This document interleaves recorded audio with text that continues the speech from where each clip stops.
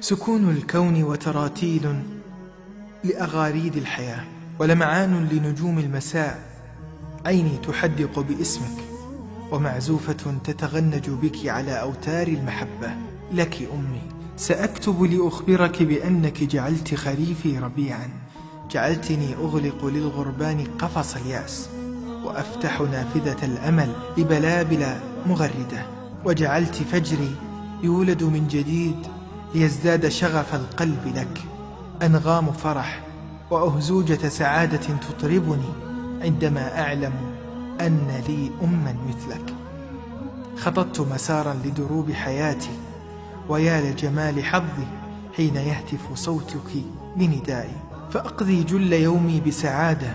هي ذاك الأمل الذي يضحي ليسعدنا بصمت دون حديث. هي كسماء تبكي بإيقاع جميل لتسعدنا كقطرات ندى. أنا أرقبك بعين دامعة حبا وامتنانا، أرقبك وقلب يدثرك بدعوات خفية.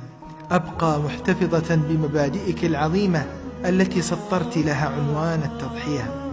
أنت لي كل شيء، أنت جزء يسكنني وأسكنه، لتكن أحلامي بخير، فأنت الحلم الأكبر لي. يا رب البرايا، هبني معروفا لأطوق أمي بمعروفها. سألوني أن أكتب عن الفرح كثيرا، ولم لا تستبدلون الفرح بأمي وستجدون هطل صدري. أنت روح عالية لا تسأم الحكايا وإن أعدت تكرارها.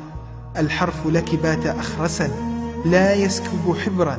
أنت جنة قطوفها دانية، أنت قطرات رحمة، يا رب ارزقها فردوسا.